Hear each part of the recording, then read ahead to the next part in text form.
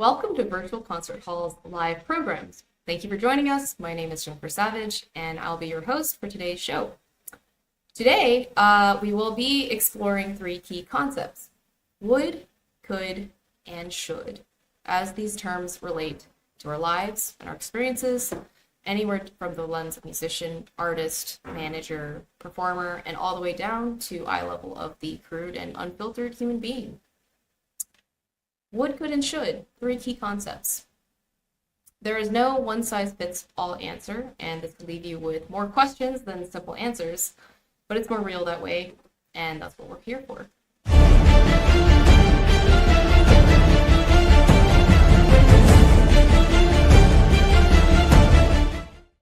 And here is a little preview to recap our last installment, so check it out. We will be exploring worry. First of all, we shouldn't. It doesn't do any good. Some people don't like it when you're always going, brooding. So we just did the whole show there. We can go home now. Yeah. No, I'm just kidding. Applause. Yeah. So, greatest question in the world. It should begin, why blankety blank? Why do you do that? Just why alone is super important. It's human nature to worry. Why worry about tomorrow? There's plenty to worry about today, but that's not really answering the question. In other words, solve today's problems, then go. Worry comes from, again, what doubt comes from, and that is insecurity. Snake, he's going, at you. I do good snake imitation. At my age, I'm beyond worry and doubt. I'm in cognitive decline. Think of it as already existing in the stratosphere. The sound is already there, and you just happen to touch the keyboard at a certain point. Yeah, you're just joining in. You're joining in. That is correct. Yeah. That's my idea of a lot of things. Now, you wouldn't think that way. That's a great tip. That's a great tip, by the way. I mean, thanks. think a lot of... You should worry about crowding the keyboard specifically. That's the problem. You've got, if you want to do something right, do it yourself. And that was his motto throughout his whole life. He did it himself. So therefore, he minimized his worries because he was the only one he had to answer to. You get into self-degradation oftentimes. And people are not attracted to self-degradation. They're attracted to strength. You should just do it. Like in the Bible, it says, do it. In a competition, if you're worried, oh my gosh, am I going to be able? Then your mother starts worrying, and then your father, then they start calling you and going, are you okay? Don't worry. Worry keeps you from doing it. Yeah, we just end the show right here. Worry turns everybody off, including yourself. And it's self-deprecation comes on and all this garbage, and nobody wants to be around it, and nobody wants to continue, and you have a standstill in the process. It gets in the way.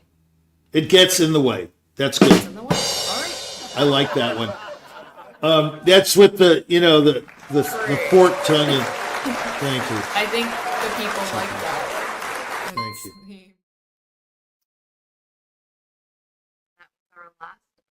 Recap. And today I am excited to be joined live with co-host and celebrated partner in crime, Frane Atamian, otherwise known as Jack Price. And just to give a little introduction, formerly known as Frane Atamian and now known as Jack Price, he began his career in artist management in response to his own career as an RCA recording artist after winning first prize in the 50th anniversary number competitions, as well as being known as the crazy pianist who premiered The Right for solo piano. Jack Price, welcome to the show.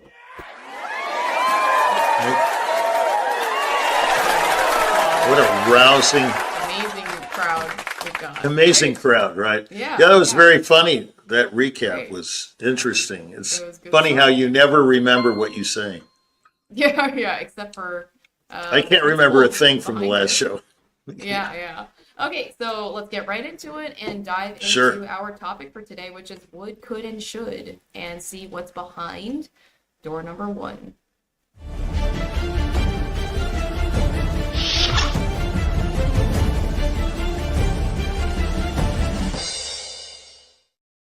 The answer to that is, are these words meaningful? Yes. This is an unusual topic. I came up, and I forgive the religious overtones, I should say. But there's only one story that comes to mind for me because of my background, and that's a concept that I came up with when I was studying scripture kind of deeply at one time.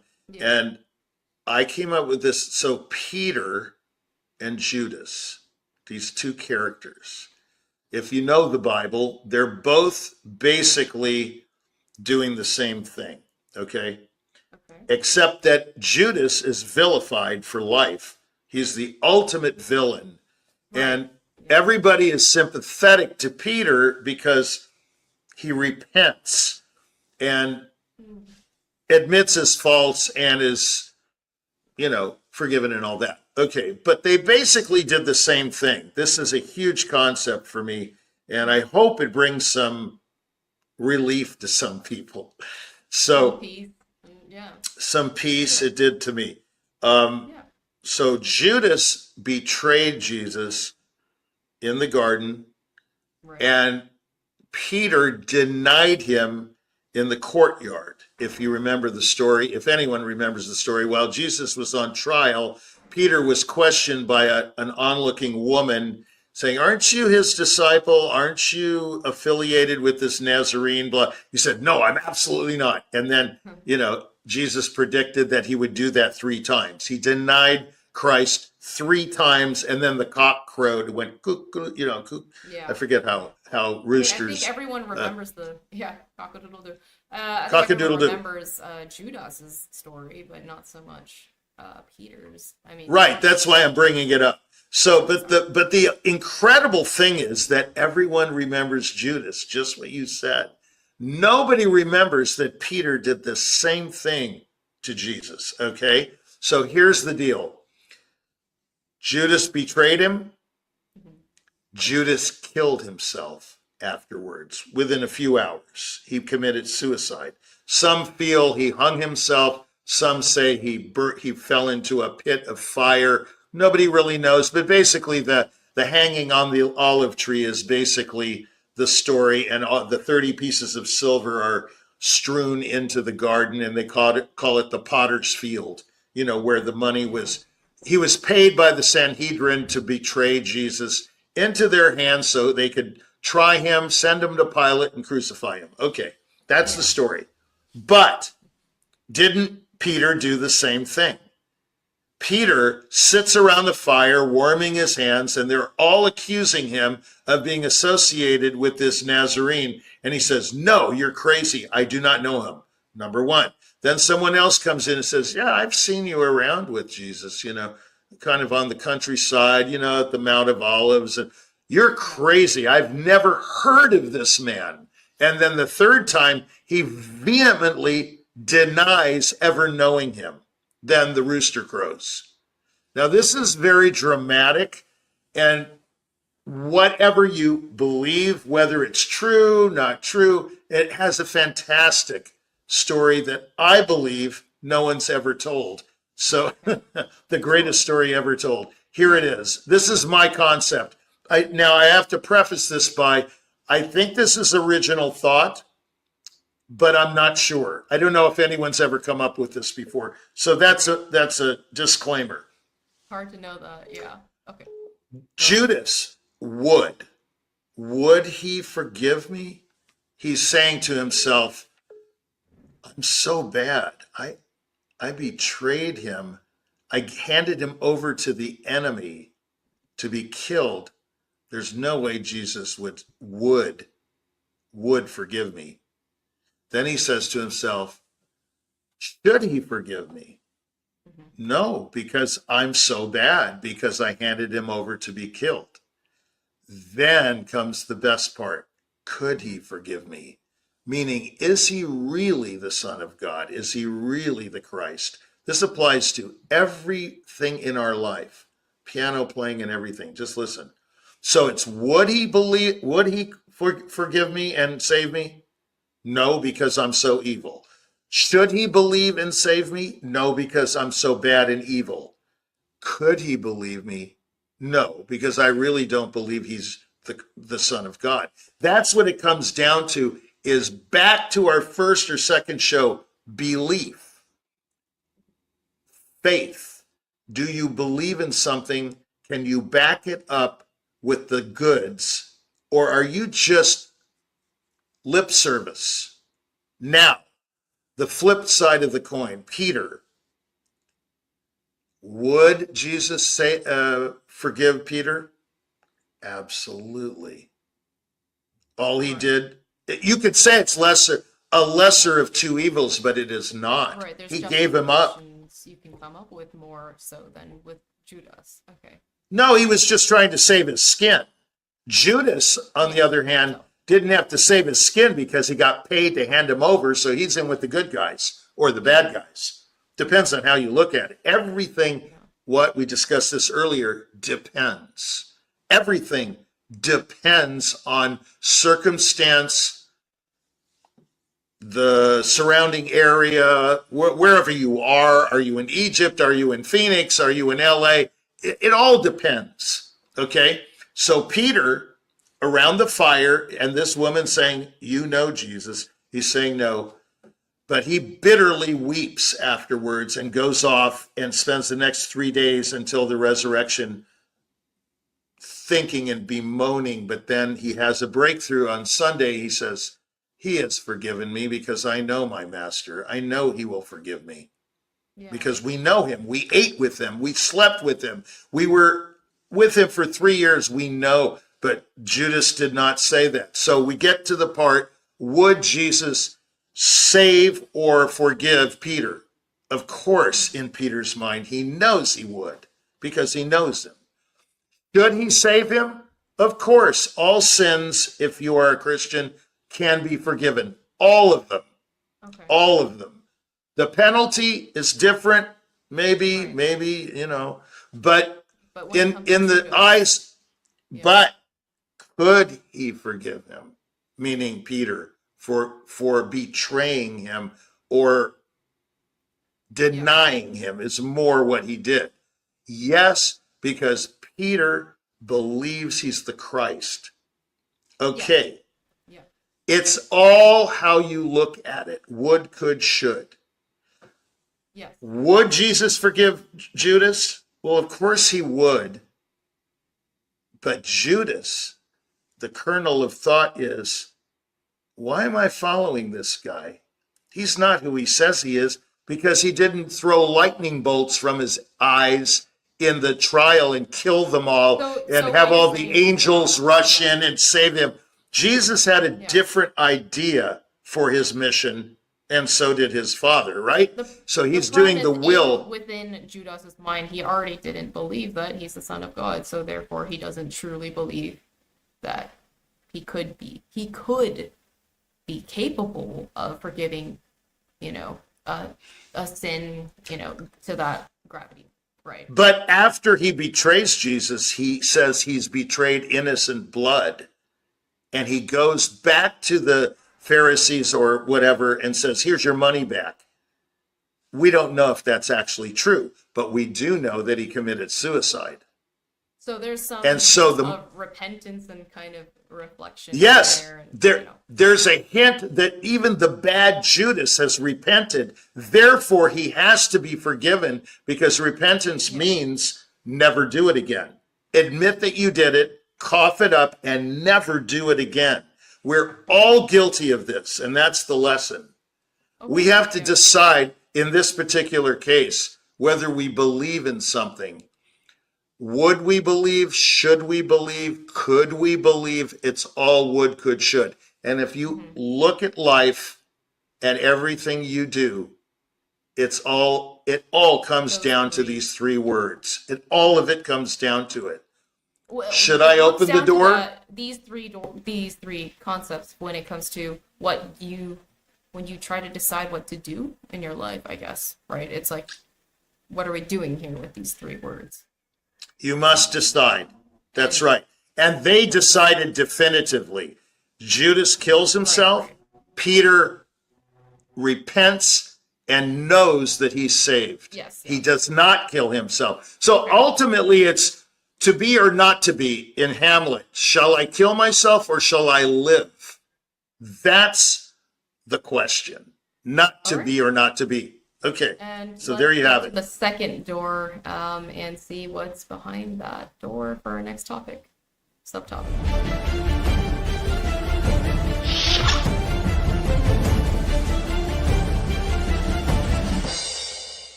And what do they mean? What do the words mean? So going back to the story, would means it's a kind of a choice. Would that person do what I want them to do? In other words, this show is based on giving you predicaments that you might or might not be in, and offering other questions to solve the riddle, like, what should I do in this situation? So you have to ask, would she fulfill my command? Let's say, in my case, we relate it to management and music. Let's say I book somebody somewhere. Okay, I book a soprano to do the Dallas Pops concert on New Year's Eve. This is a traditional concert that the Dallas Symphony has, and usually they have a singer. Would she show up? What if I pick somebody who's absolutely fantastic but is a flake and doesn't really fulfill her obligations all the time, but I'm willing to take a chance on her? But in my mind, I'm saying, is she really reliable? Will she insult the conductor? Will she do well in the rehearsal and do well in the publicity and do the interview and blah, blah, blah? So there's the would part. Yeah. Should she do it? Yes, most certainly, in my eyes, as the manager, because it promotes her career and therefore is a good reflection on me as the manager or the organization. Yeah. Can she? Could she fulfill that obligation? Absolutely, because I've chosen her. She's the chosen one. She's the one I chose for that engagement. Right. You see how it's just totally related to everything we do. Related to a passage in music. Would I play that well? You have to answer that yourself. You know whether you can or not. You know whether you've prepared or not. You know whether you have the technical facility and the musical address to tackle that passage. So would I? Yes or no. I can't say. Could I? Yes or no. If you have the ability, then it's fine. Should I? Of course I should. I'm in the middle of the concert. You know, yeah. I mean, it's just predicament, atmosphere, situational, would, could, should applies to everything from getting up from this seat to opening that door. Got it. Okay, so that's the meaning of what they mean, right? And let's pivot here real quick. We've got a little clip to take a break with, and stay tuned right here on Jack Price is Right.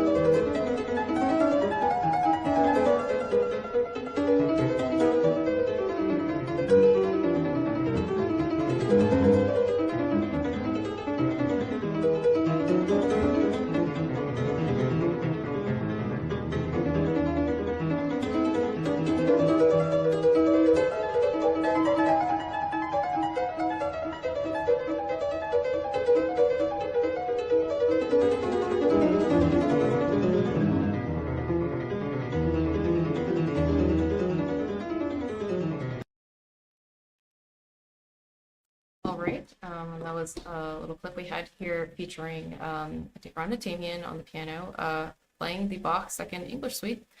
And back to our main topic of the show, we were getting into would, could, and should, three concepts. And without further ado, let's move into seeing what's behind door number 3.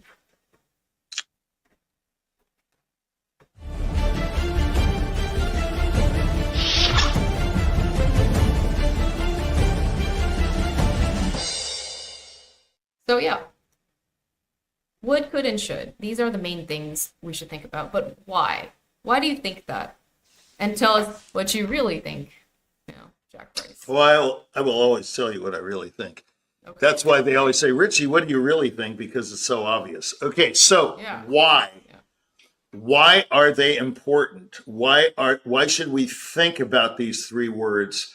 Well, I said it at the outset. It's like, I know that a lot of these shows, I kind of feel like everything is so important, and that's the secret to life, right?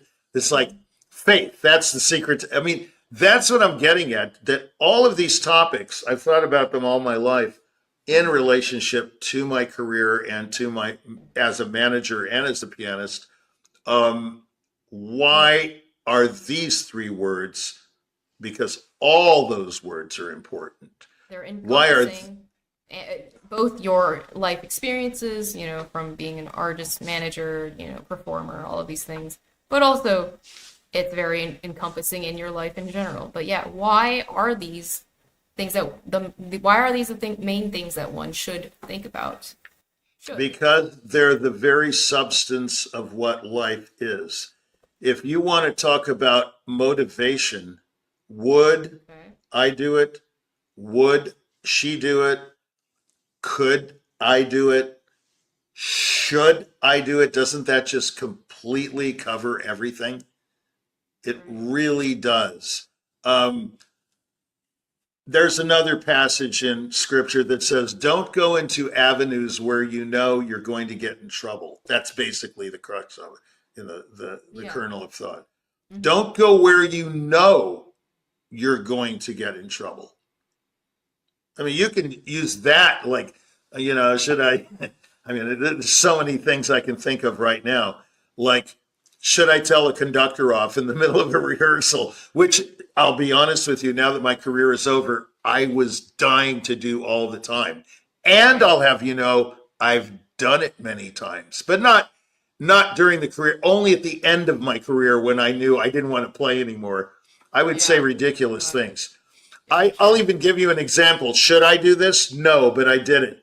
In one particular case, the orchestra could not play the Brahms B flat at all. The piano was a disaster. I won't say where it was. I won't say who the conductor was, but the orchestra couldn't play one note. And I got up and I said, hey man, I'm going to go get some tacos at the taco joint down the street and go to bed. I'll see you tomorrow. And you know what I did? What? They were appalled, of course. I just got on the next plane and left town. Now, should I have done that? Of course not. Could I have done it? Okay, yeah. I did it. And would I do it? I most certainly would. You see what I mean? Again, you mean? Like, would you do No. In that instance. Would you do it? Well, first of all, I would do it again because it was the penultimate concert of my career. It was the second to last engagement.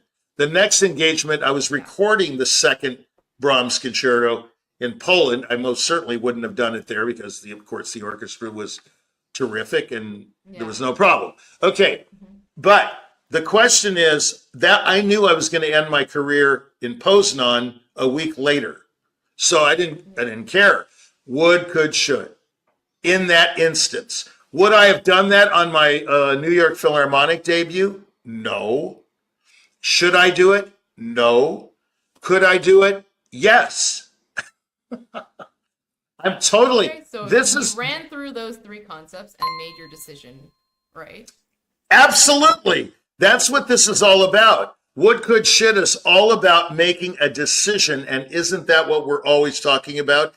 And to quote you, thinking that. Yeah. Mm-hmm. And to quote you, there are no answers, but questions, and that's the way we like it because we're human and we don't believe in experts. Basically, you're going to do what you're going to do. I'm going to do what I'm going to do, what we feel is good for each other. In other words, I base, and I make mistakes, of course, many. I base my decisions on empirical data. And most people think I make my mind up very quickly and I don't really make good decisions because I'm very impetuous. Not true. I weigh everything before a decision. What may seem to be a rash decision, in my mind, is very well thought out. But lots of people accuse me of impetuousness and, oh, I mean, he's just knee-jerk reactions, blah, blah, blah. Well, they can think whatever they want. I don't care. What I'm thinking about is would, could, should. Otherwise, I wouldn't have done this show. If it's not that important to me, why would I talk about it? You're sure that you go through all three of those concepts every single time, you make a decision? Every single time, but I could be wrong. That's the bad part. We're human, right? We're human. So I'll give you an example. I was about to make a move somewhere, like from one location to another. Yeah, moving, yeah. Should I move? Could I move? Would I move? Mm-hmm. Those are just totally all the questions you need to know. It's a concept that very few people talk about because they don't have my particular specialized knowledge. In other words, I'm coming from, let's be honest, a pianistic, musical, business, managerial, and religious background. Okay? Yes. Yeah, all those things make up who you are, right? Yes, they make me, we are what we have done, what we've studied, what we read, what we say, everything. We're all of those things. I mean, Einstein or whoever said, you are what you say, or you are who you associate with. You can say that all day long. I am according to what computer I pick out. If I pick out a good computer, I'm a good guy. Come on. All of these things mean nothing. They're all encased in the same stuff. Okay? They're in the same soup. They're in the same salad. You want to toss a salad? I'm going to put some artichokes in there. Everything's in there. Come on. Everything's in there. Our decisions are made with cumulative, it's an accumulation of information. None of us make decisions that are that rash. Not really. Right. It all They're comes not from that somewhere, rash. is what you're saying. Yeah. Yeah. Like they say young people are impetuous and they make rash decisions. They don't know what they're doing. They're really stupid. But young people think older people are stupid. Okay? And that they don't make, yeah. What goes around comes around, and turnabout is fair play. There we go. Some great. We did a show on catchphrases, and Yeah, we did. Turnabout is fair play. Yes, we can all say whatever we want about anybody, but what's the truth? We don't know. Oh, we don't know. Yeah. Okay? Okay, with that, yeah, I hate to cut you off here while we're on a roll, but yeah, I think that's all the time we have for today on the topic of would, could, and should. And yeah, good cutoff point. Well, yeah, isn't it? Yeah, we have no answers. We'll never really know. But I'm sure we'll revisit, some of these core concepts that we're just getting into. I want to say one more thing to interrupt you. Would we continue? Should we continue? Okay. Could we continue? Yeah. Yeah. Okay. You see? That's another decision to keep going. Yeah, this could keep going. Oh, this show could go on for 2 hours, but we don't have the time. But see what I mean?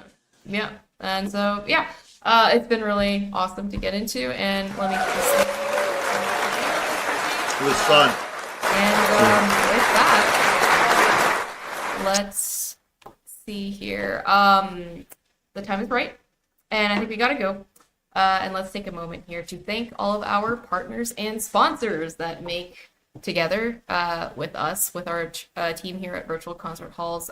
Together, they all make our broadcast possible. We have so many generous organizations, schools, recording studios, all from the classical music world, working with us behind the scenes. And, without many of these or any of these people, many supporters, this broadcast would not have been possible.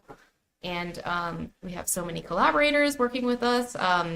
You can find us, we stream on all of the major streaming platforms from Facebook, LinkedIn, Vimeo, Instagram, YouTube, Twitch, even.